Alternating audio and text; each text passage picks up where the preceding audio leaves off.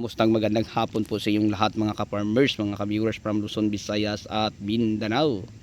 So sa hapong ito, panibagong video, panibagong kaalaman na naman dito lang sa Ka-Missing Farming. Okay, welcome back sa ating usapang gulayan mga ka-farmers. So ngayong hapon, unang una, share ko lang po sa inyo ang ating talking point. Ang talking point natin mga ka-farmers ay patungkol po sa isang tanong kung ano po daw ang ginagamit nating pangdilig sa ating mga pananim na talong, kamatis at saka ampalaya. Kasi sabi niya sobrang init na sir, need na ang tubig sa ating mga pananim. Sana nga makagawa daw ako ng tips kung ano po ang mga ginagamit natin. So ito mga ka-farmers, meron tayong tinatawag na water pump.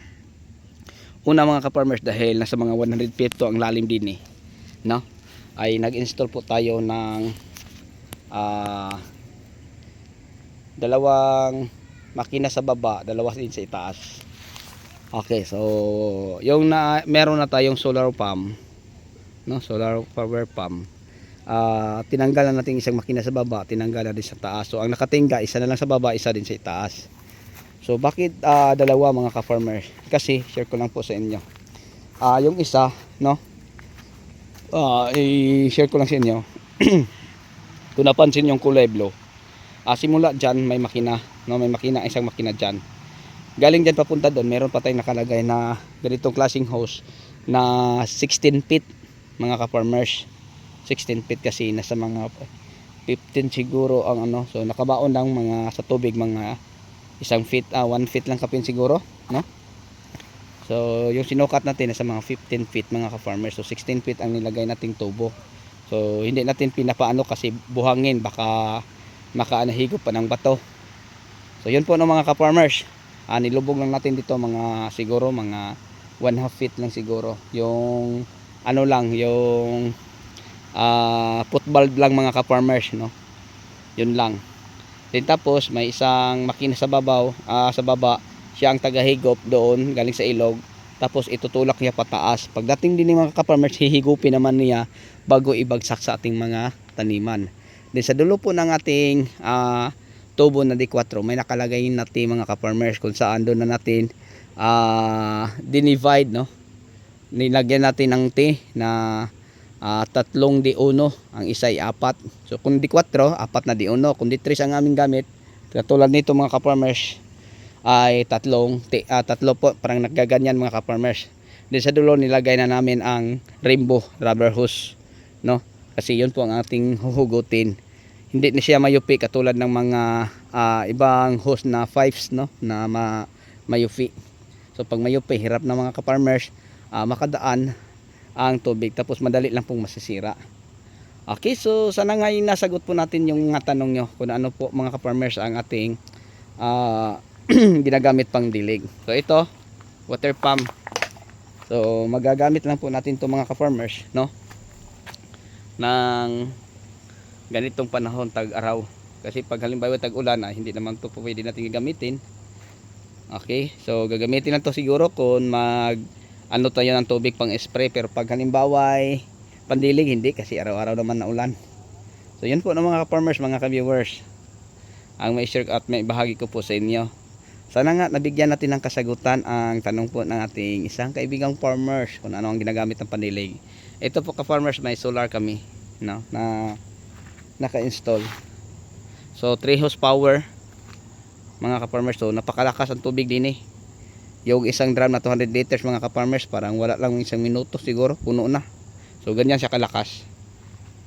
Okay, so bago tayo magtapos, mega love shout out po sa lahat ng mga audience, no, lalo na sa ating kaibigang farmers na si Elias, no, ng Santa Cruz, Zambales. Mega love shout out po sa inyo ka-farmers.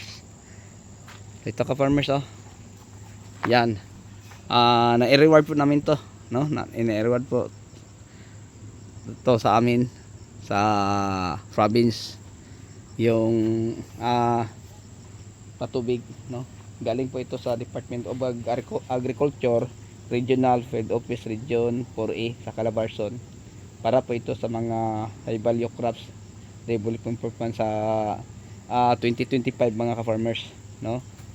So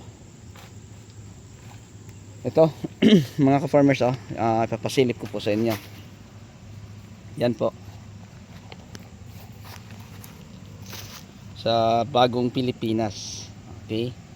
Department of Agriculture Regional Field Office Region 4E Calabarzon High Value Crops Development Program FI 2025 Source of Fund Construction of Solar Power Irrigation System Project Title Barangay San Roque, Bawan, Batangas. Project Location San Roque Farmers Association.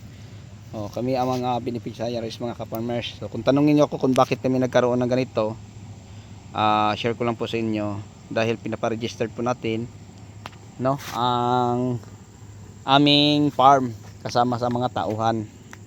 So yun po, no, mga ka-farmers, mga ka-viewers, kaya nabigyan kami ng solar farm. So ang kailangang tao sa isang samahan, mga ka-farmers, o asosasyon, 17 kasama na sa mga opisyal. Okay, dahil marami kami din tapos yung may-ari ng lupa at saka yung iba din ng mga farmers. Ayan, mga ka-farmers, nakakaabot siguro kami na sa 20 kapin. Ayan, naka-award tayo ng solar. So yun po ang ating ginagamit pandilig, lalo na ngayong tag-init. So madali lang po natin tong gagamitin, mga ka-farmers. Ito, yung panel board na to, buklatin para mabukas, tapos iganyan pataas, tapos i-open. Ito na ang loob. Then bawa kung gagamitin ko na to, ito lang, mga ka-farmers, ang iyon. Yan. Tapos yan, gagana na yan. Tapos sa dulo, mga ka-farmers, ano na, may tubig na, mga, ayan, nandito ng tubig, so napakabilis, mga ka-farmers, no. Kung narinig nyo, umingay ang tubig sa hose. Sobrang lakas to, mga ka-farmers. Yan. So ganyan, mga ka-farmers, no, kabilis, no, at kadali. Seconds lang.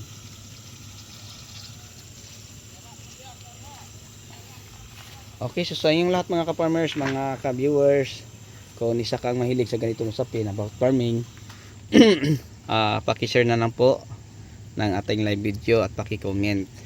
Kung may ipapagawa po kayo, mga ka-farmers, pakilagay lang po sa ating boxes yun. Yun lang po. So, parang may konting problema dyan sa tatagas ang tubig. Okay lang yan, mga ka-farmers. So yun lang, no, kung may papagawa kayong mga video. So sana nga, sa nagtatanong sa akin na sana magawan ko ng video kung ano ang ginagamit kong pandilig, ay nabigyan na po natin ng kasagutan. So meron kayong tangking nakalagay dyan, istakan namin 200 liters water, 10 drum na tag 200 liters. So kung halimbawa, mga ka-farmers, gabi or wala nang ayan lang, bubuksan lang namin yung valve. Kita nyo yung valve na yun, yan, para kami sa dulo ng tubig, pang spray, pang dilig fertilizer. Yun po, mga ka-farmers. So wala nang problema. Tapos ganito kalakas ang kuryente kahit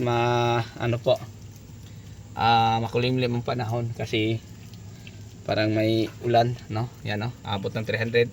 Kung sobrang init o tirik, mga ka-farmers, abot ng 360. So sobrang lakas ang tubig. So yung kabila naming isang solar farm, kasi dalawang nakakabit din hanggang 160 lang. Pag kuryente ang aming gamitin, kasi kuryente naman siya, dual naman siya, pwede sa AC/DC naman siya, pwede sa kuryente, pwede sa 220 voltage po ang abot. Pero pag solar lang, 150, 160 lang siya. Pero ito, mga ka-farmers, tingnan nyo. So ganyan siya